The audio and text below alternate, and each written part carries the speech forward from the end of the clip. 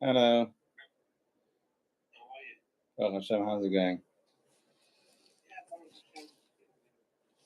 Wonderful. Okay, let's fly into it. Today's online only, and we are going to start with the piece of Vaya Pinchas Veikach Harmach B'Yodai. Parshas Balak in its entirety, almost in its entirety, talks about the brachos and the kolas that HaKadosh Baruch Hu put the words in Bilam's mouth.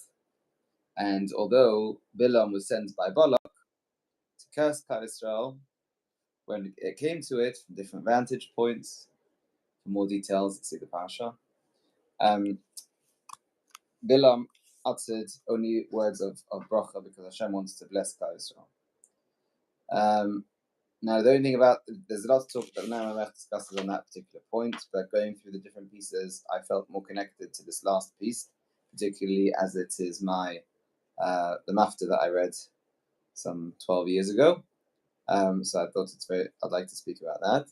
But the part we'll be focusing on is when Bilam sees that he keeps on trying to curse and it's not working out. What he suggests to Balak is he said, we know that the God of these people, of these Jews, Hashem, he hates immorality, and so therefore they devised a plan whereby they would get the Bnei Israel to sin with the Bnei Ismail.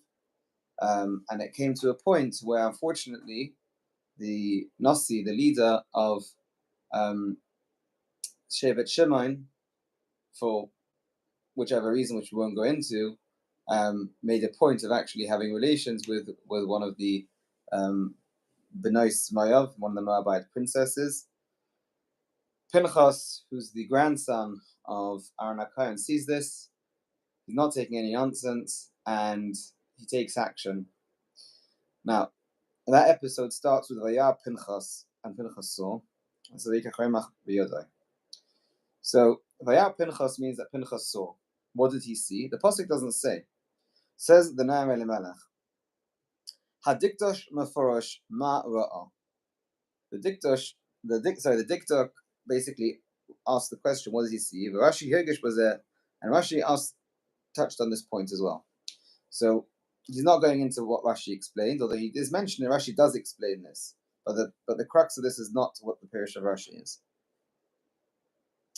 Although in the addition here he puts a star, so perhaps it is important to see what Rashi says. Bear with me 1 second.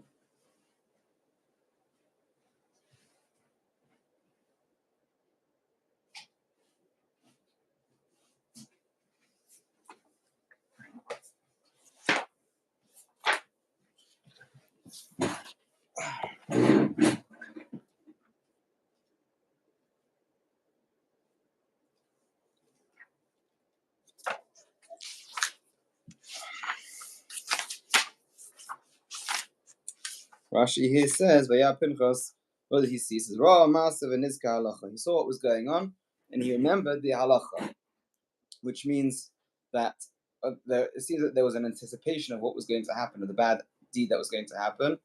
And Pinchas at that point didn't know, but then when it was coming more closer to happening, he remembered. Moshe said, he said to Moshe Rabbeinu, Moshe, don't you know the halacha? That you have to take action. The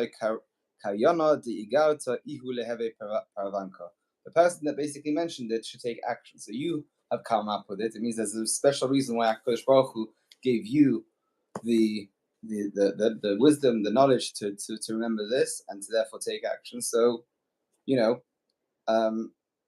go ahead and do what you need to do.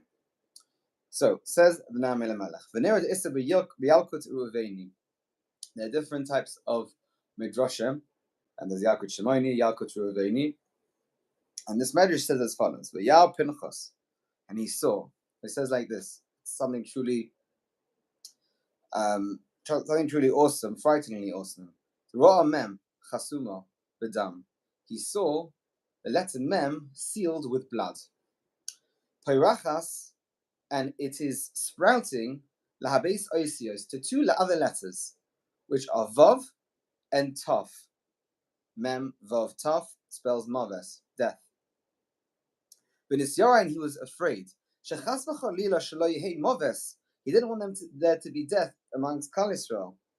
Lachein, therefore, v'yikach roimach, he took reish mem ches. What does that mean? Literally, roimach means a spear. But we know that the Torah has many, many levels of meaning, and there is also a level of meaning which is attributed to the gematrias, to the numerical value of a word, or even to the meaning in each letter of the word. We know even there's meaning in crowns of each letter. But in any case, here the word roimach is more than just a spear. So Pinchas gematria reish ches. If you put all the letters of Pinchas together, the gematria of that is reish ches. 208. V'notal hamem, and he took this mem that he saw, this mem sealed in blood. He took this mem, and he decided, I'm taking ownership of it. I'm internalizing this mem of blood. V'chiber l'shmoi, and he attached it to his name. So his name is gematria reish ches 208. He took the mem, which is gematria 40. He put reish ches and the mem together, thereby making it roimach 248. And interestingly enough, the Noam Elimelech, as it's written, kind of pauses here to give another prelude to what he's saying. He said like this: "V'nakdim lefarish oid." Let's add another part to understand exactly what happened here, because it seems like a, as it were, maybe a cute numerical idea. We're doing calculations, we're adding numbers. What does this really mean? So he said, in order to really understand what this actually means, we must mention something else. V'nakdim lefarish oid pirush echad. In Devarim, it says, "V'atem hadveikim b'Hashem Elokeichem chaim kol chem hayom." Moshe Rabbeinu is saying to Klal Yisrael, you are all attached to Hashem, and therefore it means that you are all alive. So, what does it mean to be attached? To be stuck? Dovok comes from a word of devek, glue. You're glued to Hashem. What does it mean? You're glued to Hashem. Can you be glued to Hashem as you were? Because obviously you can't, because Hakadosh Baruch Hu is, first of all, infinite. He's not something physical. What does this mean, this devek?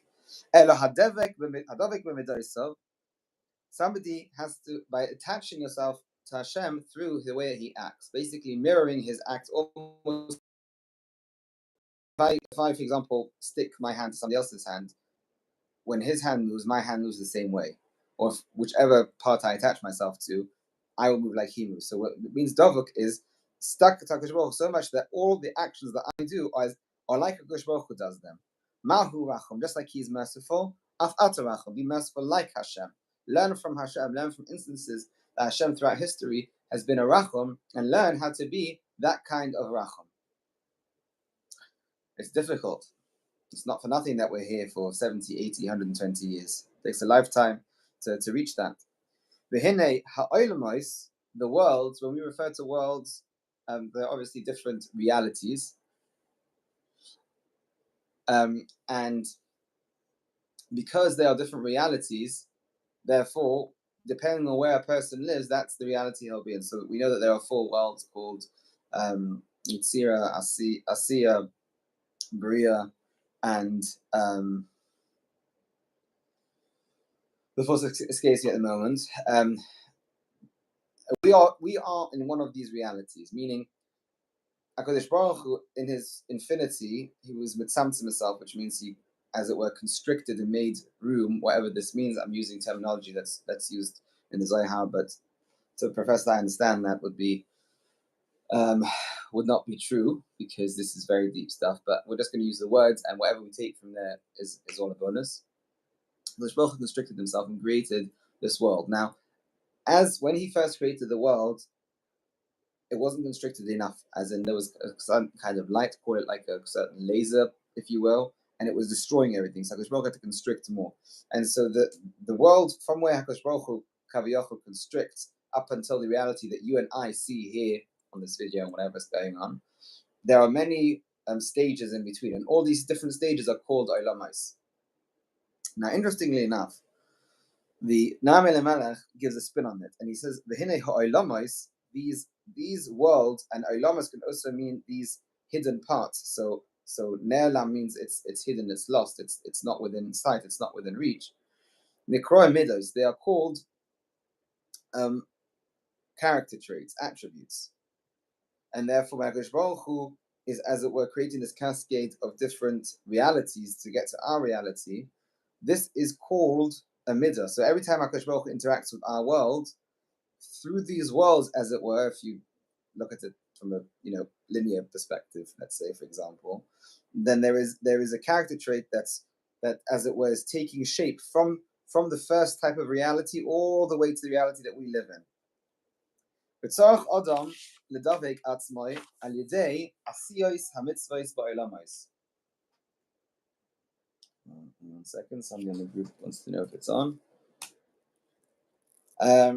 And a person has to connect to Hashem by doing these mitzvahs. So by doing these mitzvahs, and today I was learning a piece with somebody where we were discussing the concept of mitzvahs. A mitzvah comes from the lashon of tzavsa.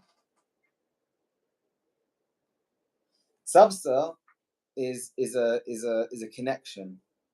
And therefore, a mitzvah is an idea of creating a connection. When I do a mitzvah, I'm connecting myself to Hashem's will, to Hashem and His will. For us, at least the way that we perceive it, our thoughts, our feelings, our desires we categorize them as all separate things. Whether they are or not is another matter entirely. But with Hashem, although we refer to Hashem's will or Hashem's thoughts or Hashem's speech, Hashem is all one. His entirety in His being is all one. It's just from our perspective,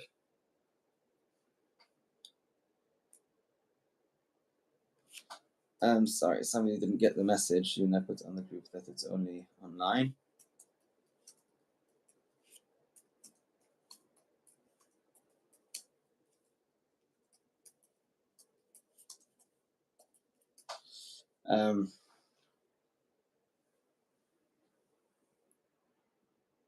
Apologies for that.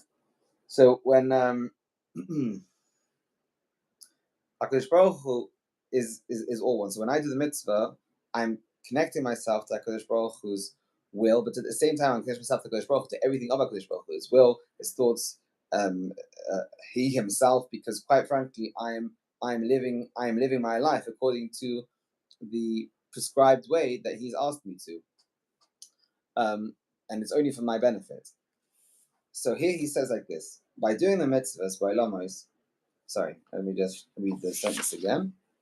He has to connect himself. How?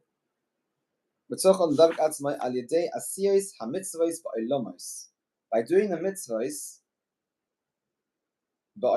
through the midas, through the character traits, through whatever act, through whatever emotion or thought or whatever it is that's going on for the person, a mitzvah in itself. Let's pause a second just to discuss the concept of a mitzvah. Growing up, obviously, as children, we learn about the concept, some of us more, some of us less, but at least going through life, we learn the concept of mitzvahs. We learn about this mitzvah and this mitzvah and this mitzvah and this mitzvah. Now, learning it from the Sefer, particularly learning it from the Chumash, or learning it from Sefer HaChinuch, or say Mitzvah Rambam, wherever you might be picking it up from, you're obviously reading the words. So, it naturally will be read as an instruction. You got to do this, this, this, and this. You can't do this. These are the parameters. A sukkah can't be higher than this amount. A sukkah can't be smaller than this amount. You've got to use these materials, etc., etc. And those are the instructions. Now, there is much more to a mitzvah than just these parameters. The parameters are the basic minimum. Now, my sukkah, on a practical level, will look different than your sukkah. My actions on a day-to-day will be different than your actions, because not just because of the way I'm doing it, I might be copying you, but everything behind the scene is drastically different because no two people are alike. And so when we're doing these mitzvahs, if we do it on a strictly platonic way, I'm not sure how much connected we will be. We'll be connected in terms of I'm giving up my time and I'm doing X and I'm doing Y. But transposing that into, for example, a relationship like marriage, and you're doing it because your spouse tells you, it doesn't create that much of a connection because it's just simply platonic, and often you might do things even with a bit of resistance and a bit of negative feeling, which is a shame because then it's a lost opportunity for that opportunity of connection, which is now influenced by negativity. When he's talking about doing these mitzvahs, it means with a feeling, with the emotion, with a personal touch. And so by using this personal touch and infusing it with what I'm going through, I am connecting to Hashem with everything that I'm going through, and therefore it's permeating all these different worlds. But all these different worlds, these different mitzvahs are also very high because beyond reach, as it were. But through the mitzvahs, I can bridge the divide and cross this massive space. So the only way that we can be dovek HaKadosh Baruch Hu's midas, which are called oilamos, i.e. HaKadosh Baruch Hu interacting with this world, the only way that we can actually refine ourselves and become people that are mahu achum, af ato achum, etc., going through all the 30 midas, is through doing the mitzvahs bishleimus. Now, those that were with us from back in March may recall that we discussed the concept of mitzvahs b'shleimus. The Gemara in Kedushin says the ha'osa mitzvah achas, somebody does one mitzvah, meitivin loy, umarichin loy yamav. And so meitivin loy ba'olam mazeh says the marichin loy yamav ba'olam haba. And the question the Noam asks, that wasn't a mitzvah achas. Somebody does one mitzvah, gets to the schar. We've all done mitzvahs, whether it's intentionally, unintentionally. We've all done mitzvahs at some point. But simply by sitting idle, we've done a mitzvah by not doing an avera. And so what he explains there, in short, is that he says achas means united. We use the passion of Yetzer Hara, or whatever Yetzer Hara brings to the table. We extract that part that we need. We leave that which we don't need. We leave aside. And we use that to fuel to the fire of burning to serve Hashem, and we use the Yetzer Tov for it. And when he says, when you do a mitzvah, b'shleimus, you use literally all the tools that you have, everything that makes you bring into the mitzvah, and you do it, and you serve Hashem with your qualms, with your celebrations, with everything that you've gone through, and you bring your entire self. You are there. Mani kam, hakol kam. If I am here, everything that I am, that I bring is here. And if I'm not here, then what is here? What is left? Just the mechanics of a mitzvah, which is like a body without a soul. But when I bring it all there, and I am there, and I show up, now all of me can become connected to this mitzvah, and now all of me becomes connected to these different worlds and cascading effects of HaKadosh Baruch Hu interacting with this world and becoming in a certain way above my consciousness and realization, whatever it might be, connected with all these stages, and I become influenced. I draw my energy, I draw my being, I draw who I am, who I want to be, and it becomes real because now I'm connected. And our rabbis taught us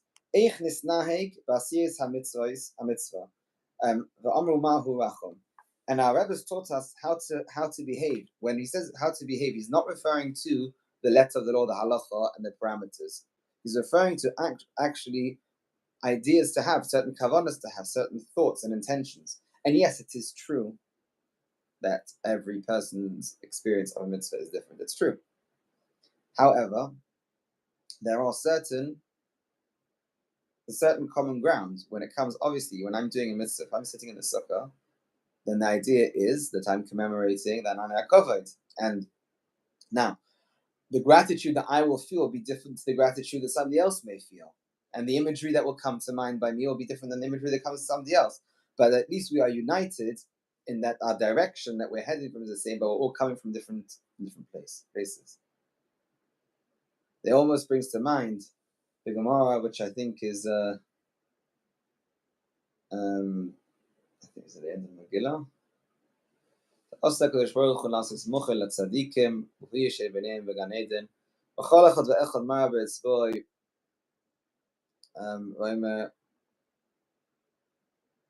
I can't remember the rest of it, but loosely translated, what it means is that in Gan Eden, wherever it means different things, but in the future, tzaddikim will sit in a circle around Hashem, and each one of them will point, this is Hashem, this is my Hashem, this is the Hashem that I connected with.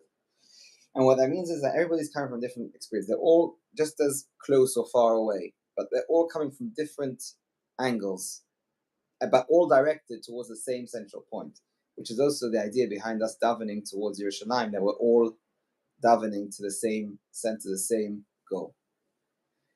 And so it's coming to mind that the concept of doing a mitzvah b'shleimus, everyone's shleimus is a different shleimus. Everyone's shleim, everybody is different.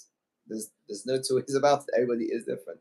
HaKadosh Baruch Hu, as it was, decided to put each and every neshama in a different body, because this body can achieve this, and that body can achieve that, and the neshama needs to be in this life setting. In fact, I'll share something with you which is truly interesting, but also enlightening, and brings a lot of perhaps closure for some people.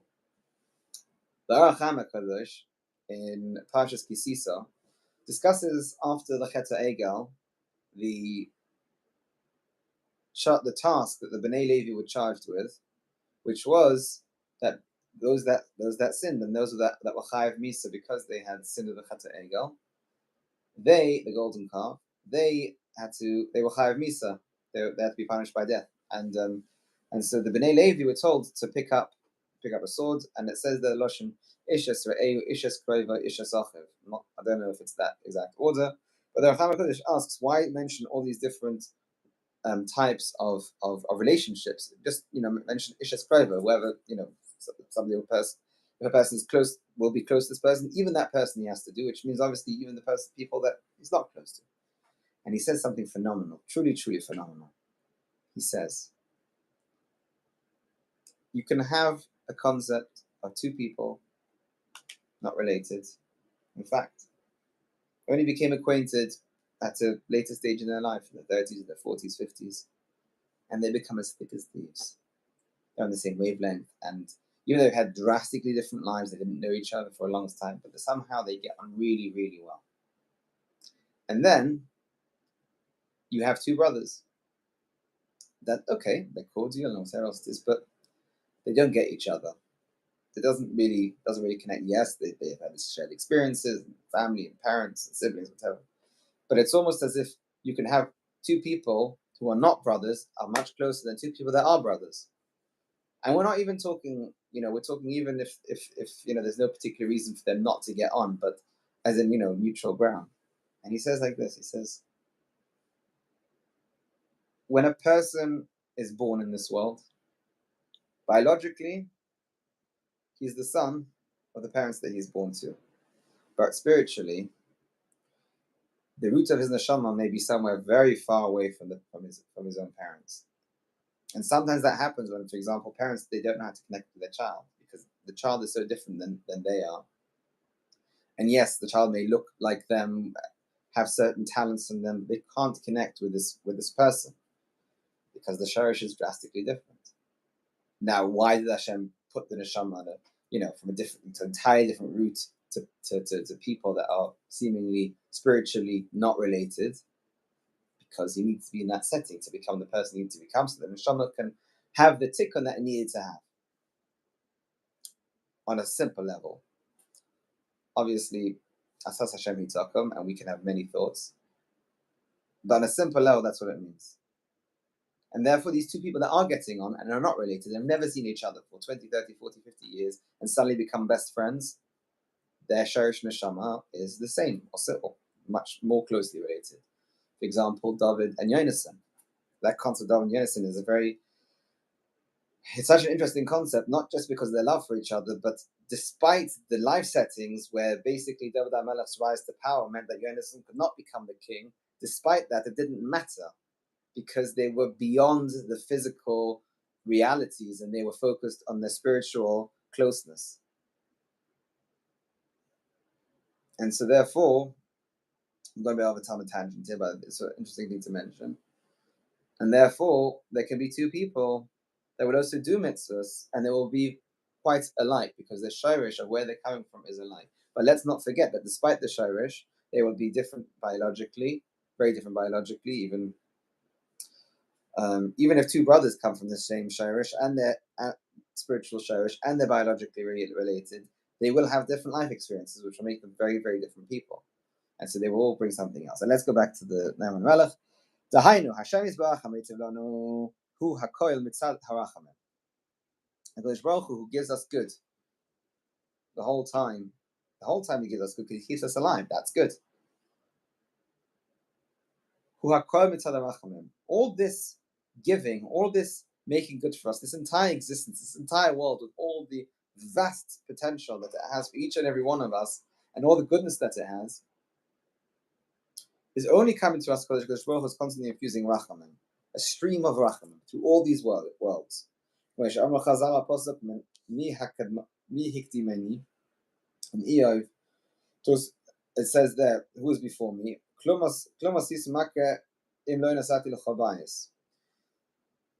A person may be looking at the fact that they have to, for example, put a fence on their house. Now an extra expense. Think a second. Why do you have to put a fence on the roof?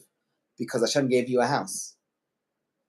Whether you bought the house, whether you're renting a house, you now have a place to live. Be grateful.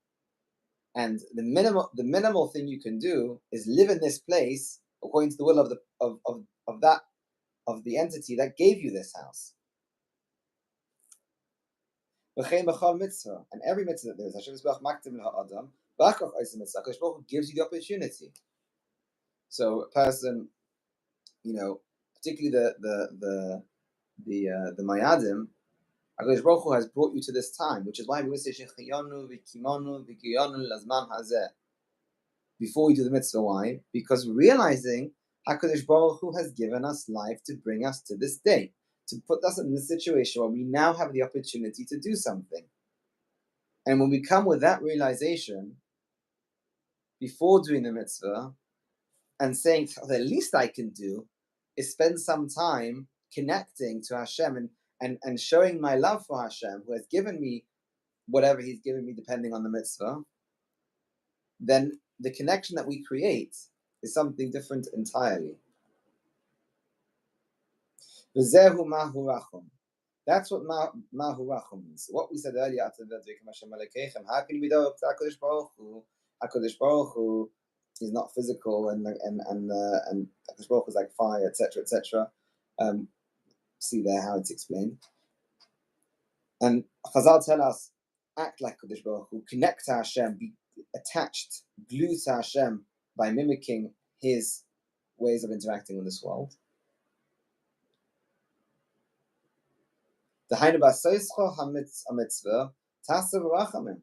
When you do the mitzvah, do it with rachamim. Do it with this feeling of absolute rachamim. Hoketzad. What does this mean, rachamim? How can I do mitzvah rachamim? I'm taking a lulav or something. I'm taking a lulav rachamim. What does that mean? I'm putting on tefillin. Put on tefillin rachamim. It's almost like, yeah, okay, fine. I give tzedakah rachamim. But how does rachamim come into every mitzvah? It seems that perhaps the rachamim is for some mitzvahs and other mitzvahs. No. Rachamim should go into every mitzvah. How? Okay, so true closeness to Hashem. Mesiras nefesh, give it your all. All your 248 evarim.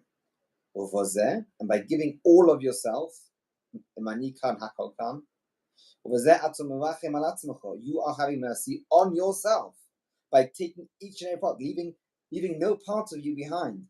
Everything should be in this mitzvah. Your thoughts, your feelings, everything of you, and your entire body if you can even. V'nishmascha, and your life source, your neshama, who you are. What should a person do to stay alive? Yamasatzmo should kill himself. Obviously doesn't mean in the practical sense, but it means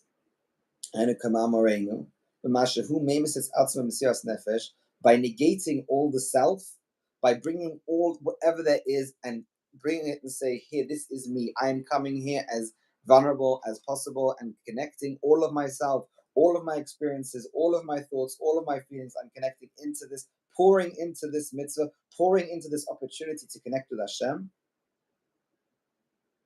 That's how he makes himself alive. You that are now cleaving and attaching yourselves to Hashem, Havov Moisef al Inyan Rishon says ve'atem badveikim, not atem badveikim. Atem medabkim b'Hashem yisbarachu al yedei hamitzvos v'vov hachibur, connecting yourself to the mitzvos. Tiru shetiyu gam atem badveikus. Don't just do the mitzvah with for the practical sense. Bring yourself in the mitzvah. Don't just give up your time. Give all of you. Give everything. Give yourself all your 248 limbs, each and every part of you. Bring it all there. And coincidentally, interestingly enough, although this may be between the lines what the Elimelech is saying, the word rachamim is made up of Ramach, Yud, Mem. 248 and Yud Mem. Yud Mem is 50. 50 is the concept of the 50 Sharabina, and it's a symbolism for HaKadosh Baruch Hu, the Ein Sof. When you have your 248 Ramach Yevarim connecting to the source, that's Rachamim. That is Rachamim. Bring all yourself, putting in there entirely. Also the idea of a yam. And this is I'm not going to go there. It's a different topic, quite deep, and we haven't got so much time left.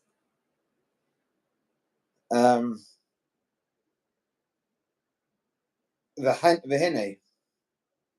And now you must be curious as to how this is going to tie back to what we started with, right? Because it seems this is a very nice piece and it's a beautiful piece, but how does it tie back to what we started with? I love this, but this is the best. Advekus, actual true, what we've now discovered that the Noam Elimelech has said that true Dvekus is bringing all of yourself, everything that you are, bring into the mitzvah. Your entire focus and everything that you're going through, bring in the mitzvah. A lot of times people think, I'm not feeling it. Like, but to wake up in the morning, the weather like it is now, and there's bits like that in the morning, which by the way it won't be, but and you wake up, you're sitting up in bed, you're like, I can just hear the rain. I can't even hear myself think because of the rain there. Just not feeling it to go to Shachas right now. Go to Shachas later. Nope. Bring all of that. You know what? Bring that thought as well. Bring it with. Be real. Why are you going to wait until the opportune time? HaKadosh Baruch Hu particularly made very special conditions during the time of Matan Torah that Klal Yisrael should oversleep. So we should realize that for generations and generations and every single opportunity, we don't have to wait for the perfect setting. We should do it as it is. It's the time to do the mitzvah. Do the mitzvah. Do it the best you can in whichever situation you are in. And therefore, Hudavar Hisbaininus ve'iyuni. It's something that requires thought, deep thought, and iyuni, to delve into it. B'seichel, with your mind, with your intellect, lahosek kol machshavoi sov. Also kol machshavoi sov. Meaning not to disconnect all thoughts, no. His thoughts, the idea, the concept of me keeping myself back. Anything that I am bringing in, I can come in with, but then I have to work to push that away and saying, okay, we're going to park everything that's going on the side. We're now going to focus on this. I am here. Everything is here. I'm completely immersed in this experience of the mitzvah that I am doing with all my thoughts, halavai, on myself every day, just for putting on tefillin, even before the coffee's kicked in.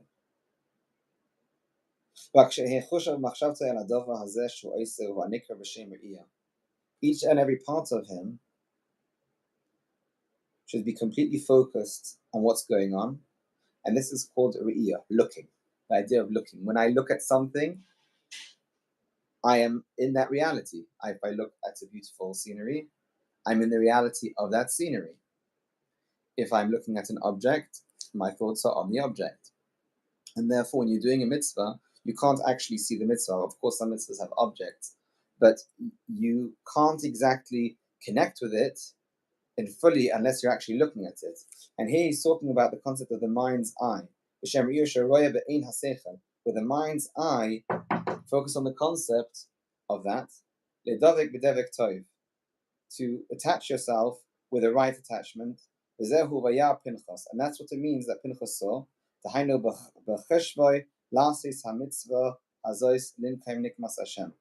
his intention was to take Nakama. So, 1 second.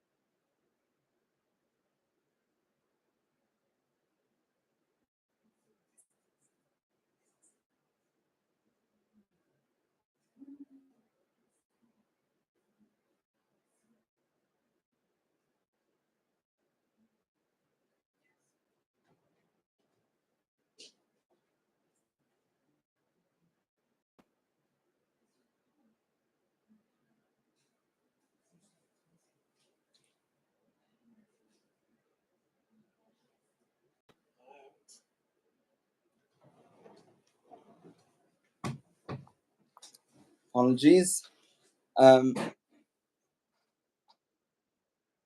With your mind's eye, you completely attach to it. And this is the concept of Pinchas seeing. What did Vayar Pinchas? Pinchas was completely focused, and everything else was put aside. He was all there. His entirety was in the mitzvah.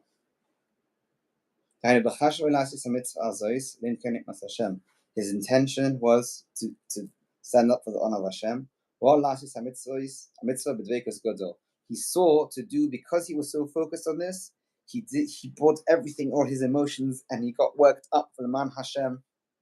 He didn't take his particular, he wasn't angry and said, oh, now's my opportunity to let out my anger by taking a spear and doing what I need to do. He approached this mitzvah by seeing this is the mitzvah, Kanoam Pogen Boy. I need to get myself worked up. Now, getting yourself worked up for a mitzvah is very different than using a mitzvah to play out your agenda, which unfortunately does happen. And that's what the pasuk is trying to tell us. Don't think that Pinchas was some kind of hothead that saw, oh, fine, the opportunity finally to let out this anger. This is what I'm going to do. No, that's not what happened. He saw the mitzvah. He was in the mitzvah. His mind's eye saw the mitzvah.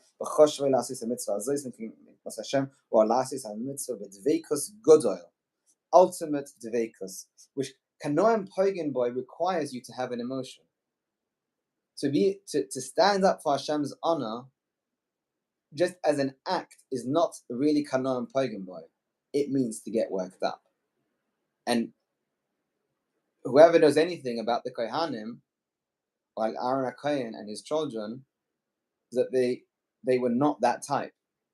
Aaron HaKohen was Oyev Shalom Rodef Shalom. And so to expose yourself and make yourself vulnerable to the point where you anger yourself, which, by the way, negative emotions like anger shorten a person's life, which is why Kodesh Baruch Hu repaid Pinchas by giving him longevity.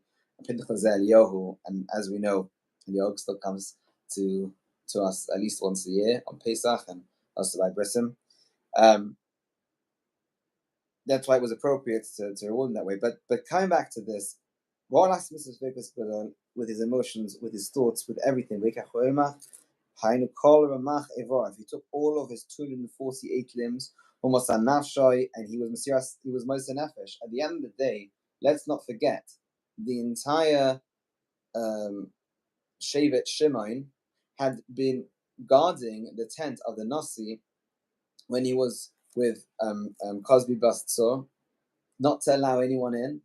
And Pinchas had to devise some clever way of taking the spearhead off the spear and pretending it's a walking stick, and then when he basically got into the tents to reassemble, and now anything could have gone wrong at any single point in time, and they would have lynched him. That would have been it.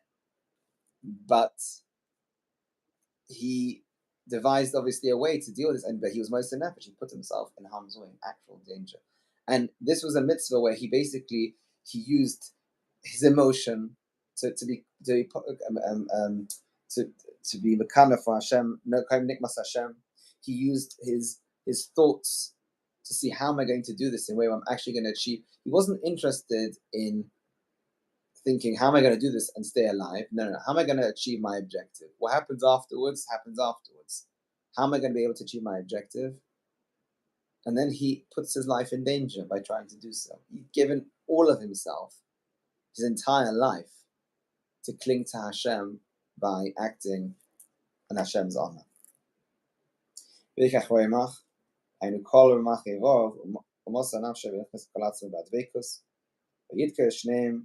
he used the spear to put an end to the acts of both Kozbas Tzor and Zimri ben Solu when they were together.